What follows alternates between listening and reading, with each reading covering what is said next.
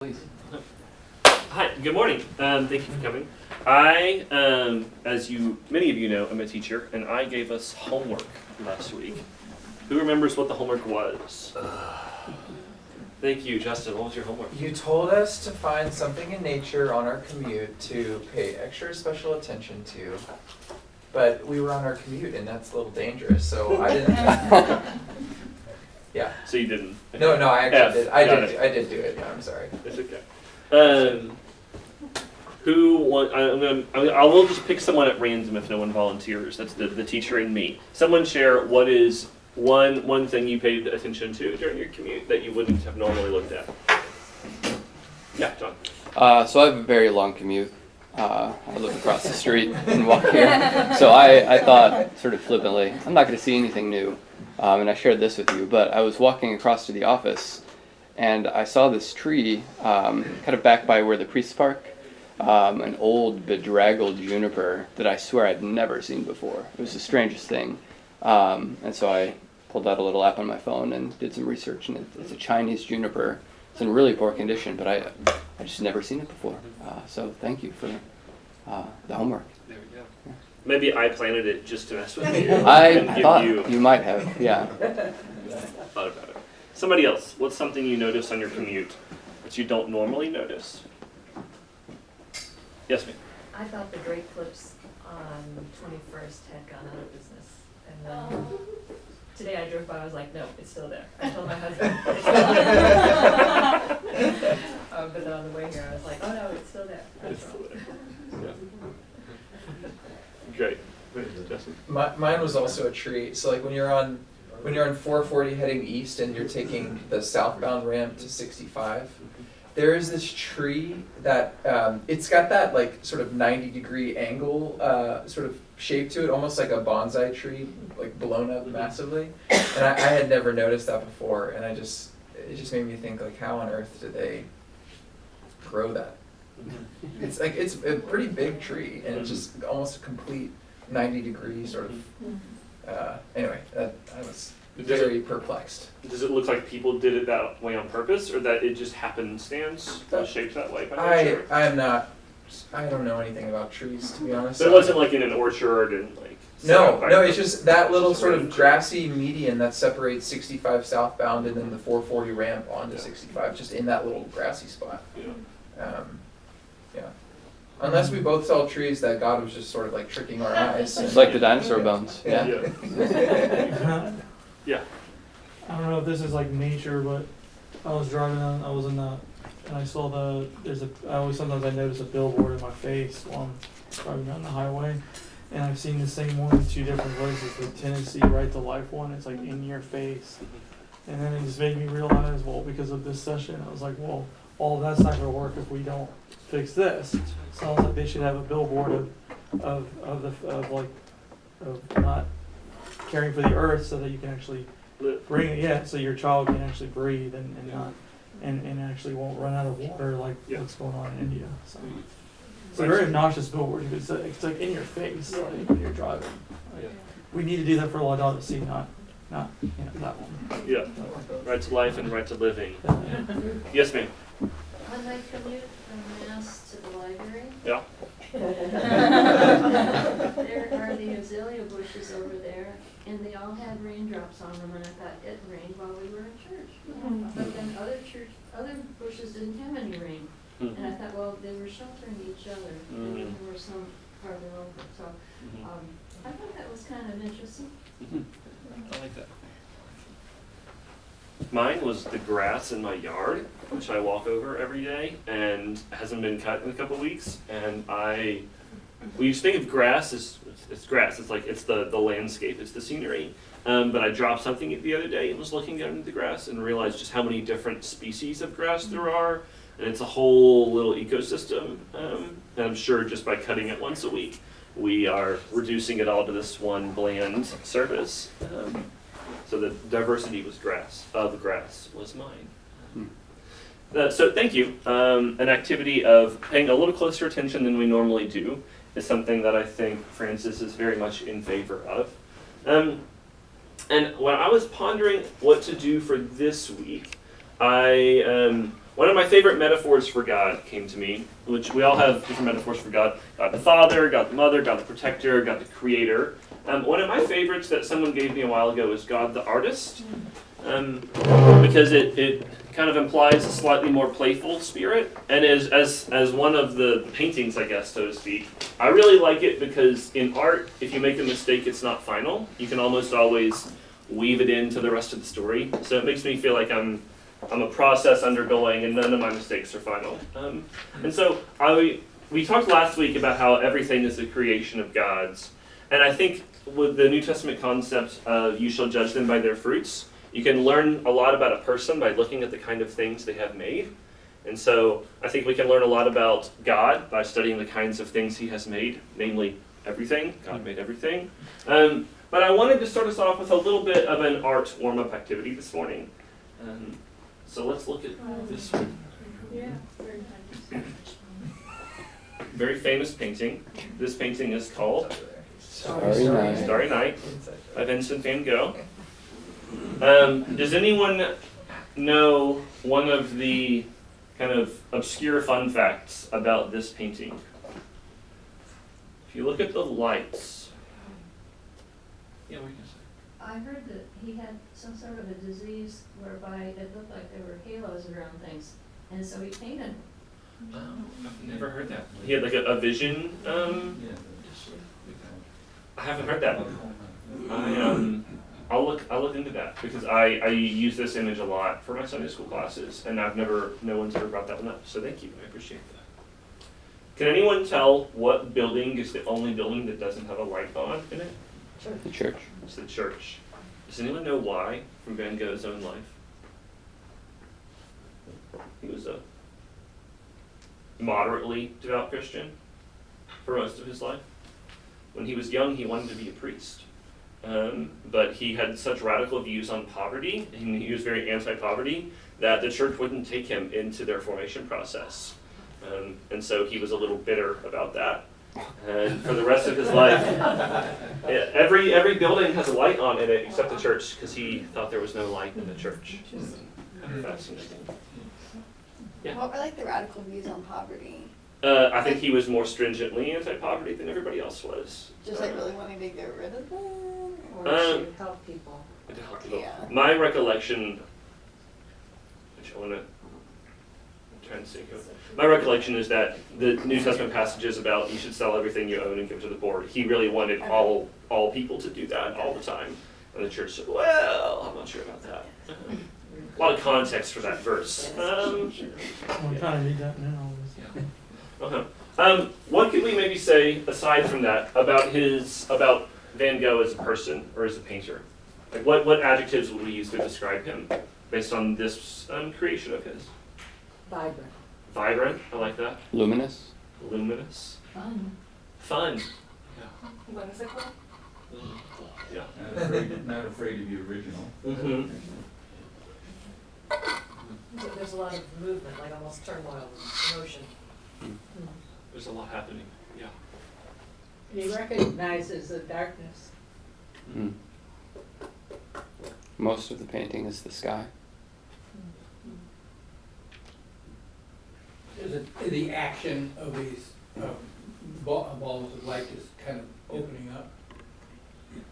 Yeah, the sky's not a background. The sky's a main character. A couple more.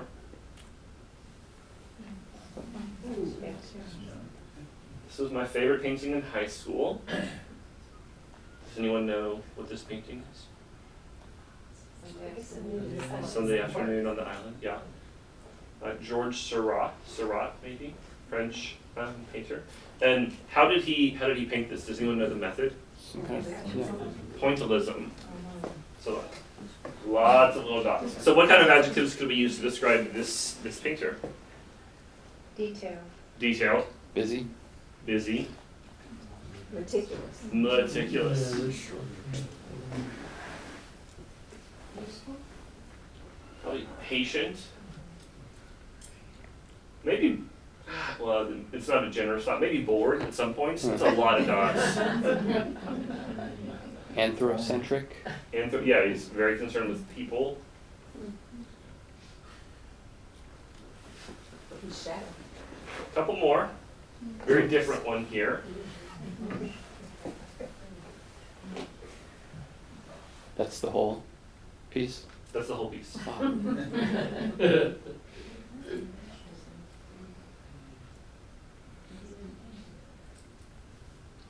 What's the story here? What's this about? Isolation maybe? Isolation. Yeah, depths. Let's think Utility maybe? futility. Okay, let's take a vote. Who thinks the person to option 1 facing this way? Option 2 facing this way. Who says option 1? Facing the flat plane. Who says option 2? Facing into the pit. Yeah. I can never decide. I go back and forth on it. Maybe the title will help us. I believe the title is called Life After Graduation.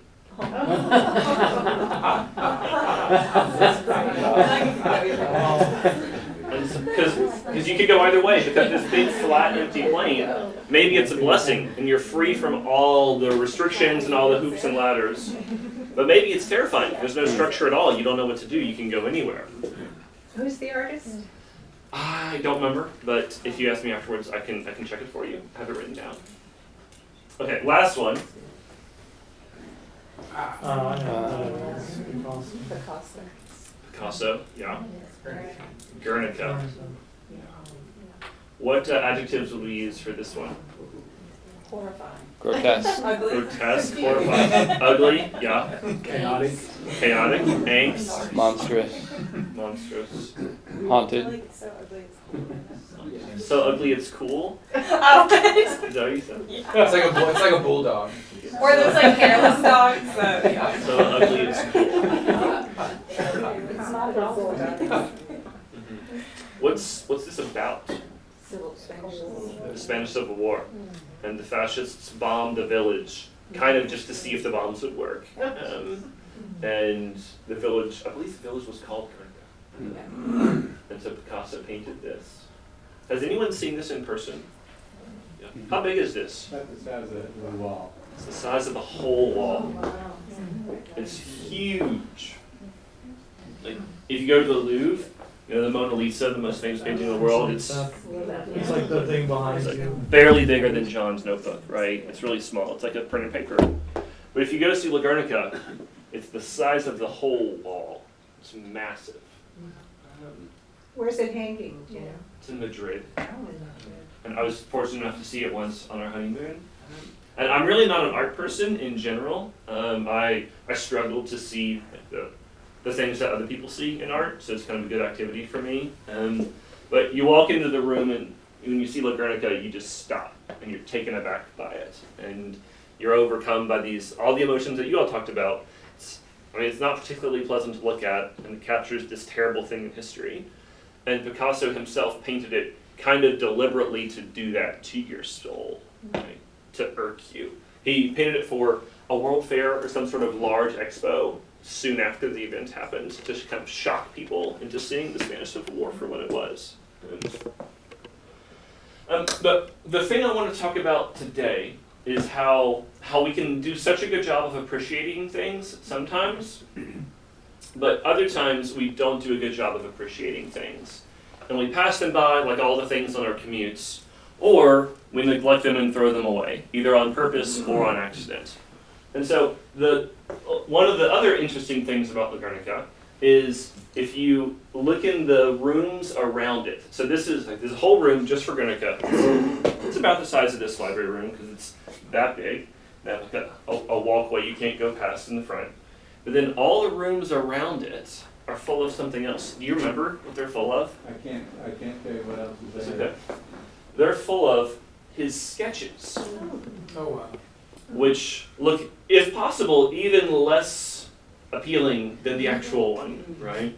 And like this isn't a great quality image, but it's also just a blurry bad sketch. So it's not like it's just because I zoomed up the image. It's a very loose sketch. A similar one, go back one. A similar one. You can tell it's the general outline of it. But from the museum's perspective, it's almost as important to have all of his sketches as it is to have the thing itself. So like, the thing itself has one room, but the sketches have 2 or 3 rooms. And they have the sketches just by a historical fluke. They were all, I think they were literally thrown in the trash, and then someone pulled them out. I think that's literally true. And if not, they were neglected and they were rotting or whatever, and someone found them and recognized them for what they were. And this story happens all the time throughout history. Like, the number of works we have and don't have is kind of arbitrary, unless they were really, really popular. And so it just made me think about how people are generally really bad at deciding what to throw away. Like the broad sense of throwing away. People are really bad at deciding what to throw away and what to hang on to. And Pope Francis is really concerned with what people keep and what people throw away in this encyclical.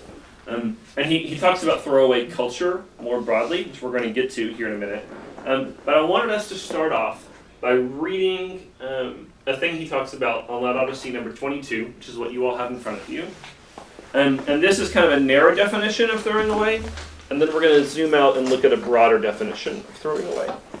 So go ahead and read 22 in a little small group at your table. We have a couple extra copies if people need copies.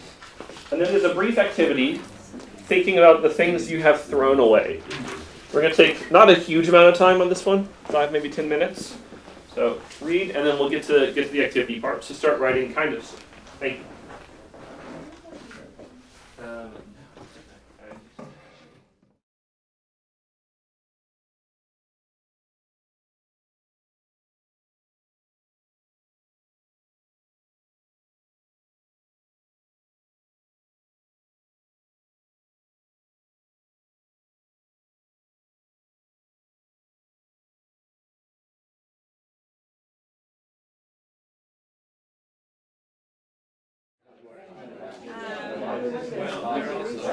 All right, thank you all. What is, who thinks they have the weirdest thing they threw away this week?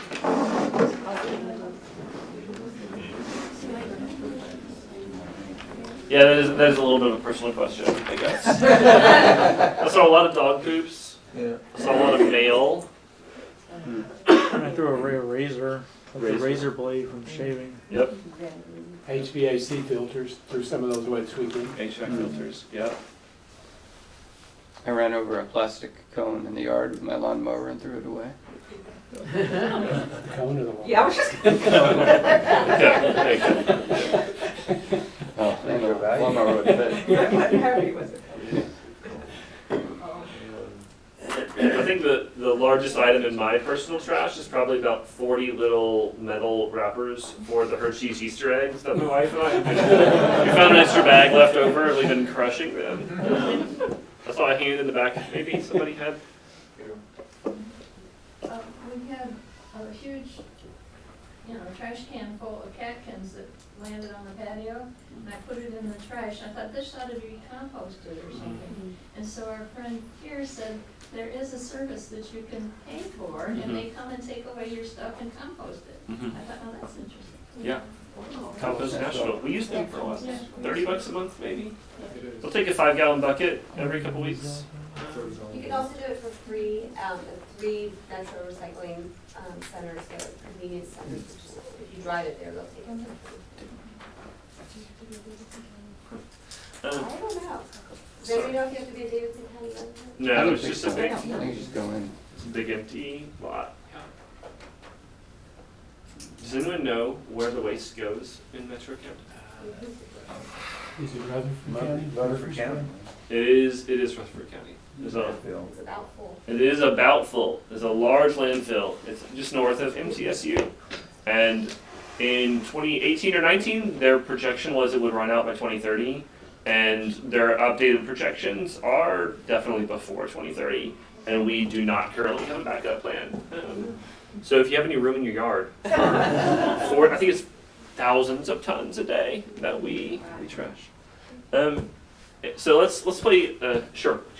We had a lot of discussion here about the proliferation of things like Blue Apron and the ridiculous amount of padding and insulation that comes with those shipments Mhm. daily Yep. in some cases. And the proliferation of overnight shipping services, Amazon and yada yada. Yep. And not only is there a lot of that, but they overpackage the stuff so that Yep. you're getting a box, this big. Yep. $2. Yep. And now they use those packages a lot that you. Yeah. They're recyclable Plastic. instead of boxes. Yeah. Just the. Some of them I love, they pretend they're recyclable. They say recycle drop off at store, which Amazon doesn't really have stores, first off. And then if you go, I took it one time and they said, yeah, we don't take those. So it's like very clearly, it's a marketing tag. It's not a real tag, not a functional tag. It's like what, 30 now, different food things that you want. There was only like 3, now there's like over like 30 of them that you can use. It's like How very about, how about the empty medicine plastic bottles? I think those are recyclable. Well, I thought you could take them to the pharmacy and they would recycle Yep. it. I think they just throw them away. I don't know anybody that says they. the police. Well, you can throw your medicine, I do that, I take medicine, you do, but, and I don't know what they do with the Yeah, I was plastic just thinking, I don't know if they container recycle though, what do they those. do, throw that away, or maybe, you would think they would have some recycling. Let's play a guessing game. What do we think the percentage is of all the waste in America that is recycled or composted? That is being recycled. That's being recycled or composted. Well, 2%. so like, and for comparison, a lot of European countries, the average is in the 80s, I would say. Are we talking household waste? Total waste. Total waste. That's a good, I believe the stat I saw was for total waste. That's a good question though. I'll say 30%.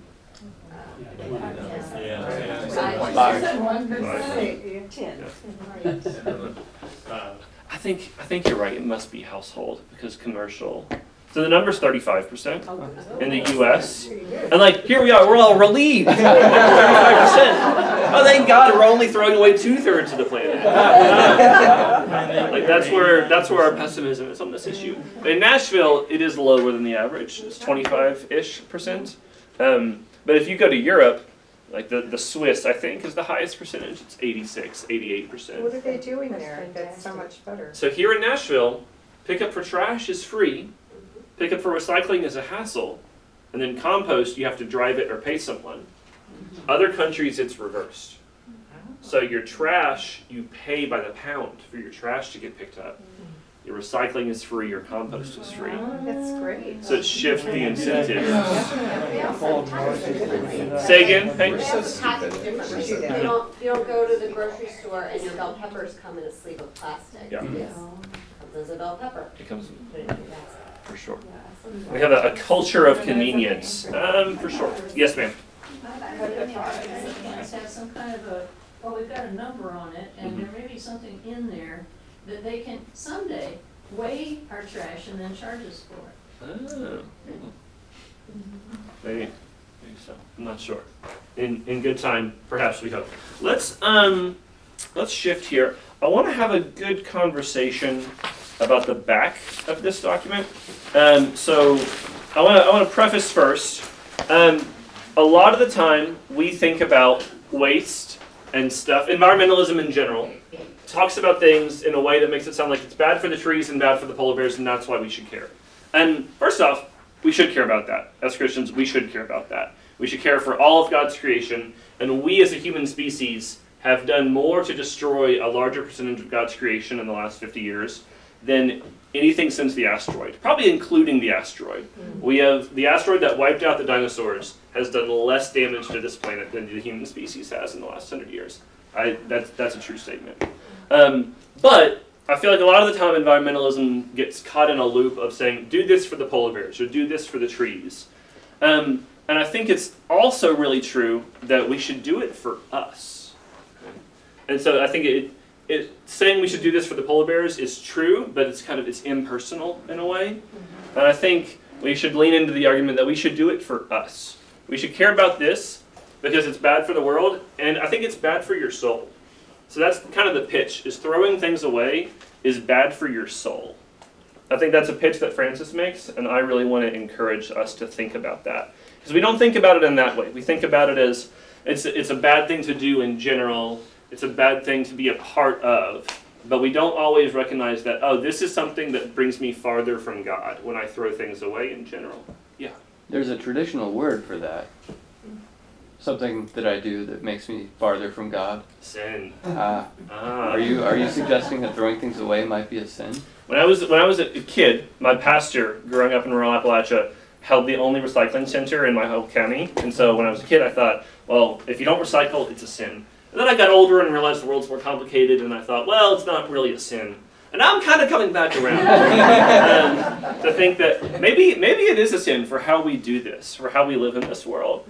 Francis says, we in the West are really good at saying thou shalt not kill in an interpersonal sense, but we're really bad at thinking about what that means as a society. And you have to reimagine what thou shalt not kill means when you're taking resources from people who will then starve. Right? It is exhausting though. It is exhausting I though. mean, like everywhere you go, Yes. if you really are trying to cut down, it's like you almost can't live. Yes. And a lot of times I have to force, it almost becomes like neurotic. Yep.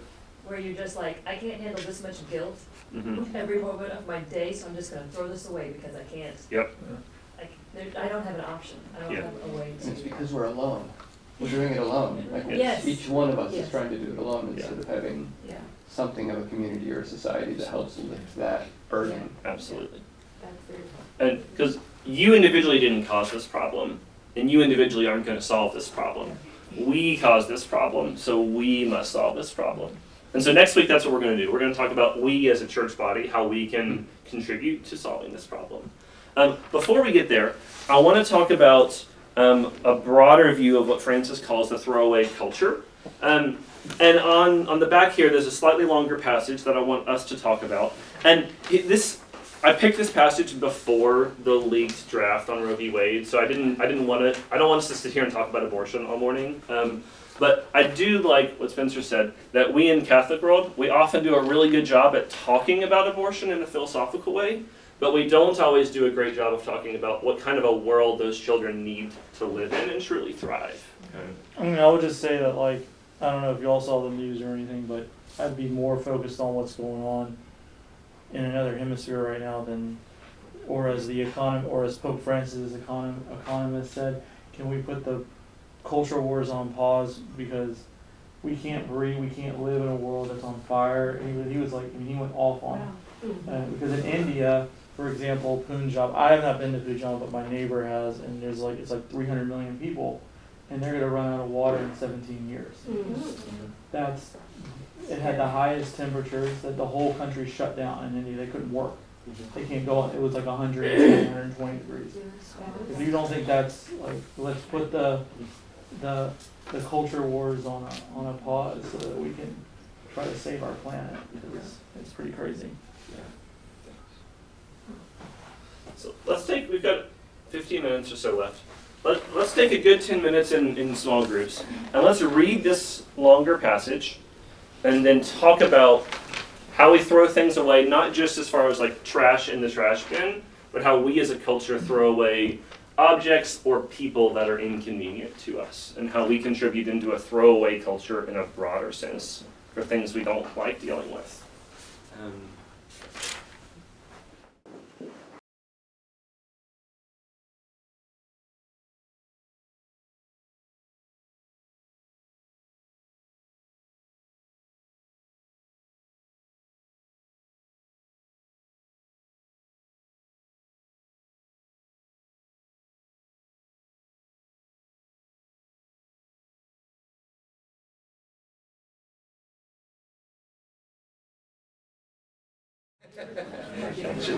Okay, thanks everybody. It sounds like we've had a variety of really good conversations, which I was grateful to eavesdrop on. Next week is our last week, and we are going to talk about what we as a parish can do. And I strongly believe in a broad sense that the Catholic Church is really well positioned, is uniquely well positioned. There are connections in the West and the Global South. To make an outsized difference on this issue. Even like aside from being like the largest religion in the world, basically, I believe we are uniquely well situated through our connections in the world to make an outsized difference on this issue. And I truly believe that it's really hard to get your senator to vote for something, and it's really hard to get you to know what to do about everything. And I think parishes are a sweet spot. I think congregations are small enough that you can get 4 people together and get Father Fowler or Father Dexter to say yes, or John to say yes and do something, but large enough that we have thousands of people come through this parish every week. We have a school attached, right? And so I think a parish is really a sweet spot on size for a way to maximize your impact by banding together. Because we didn't solve this problem, we didn't start this problem as individuals, we started it collectively. And we're not going to solve this problem as individuals, we're going to solve it collectively as well. So come in next week with your ideas for something we could do as a parish. And we're going to have a large, long brainstorming session and pick 2 or 3 and do it. That's the plan. And I will hang out afterwards, and I am glad to chat. And thank you very much, and I'll see you next week.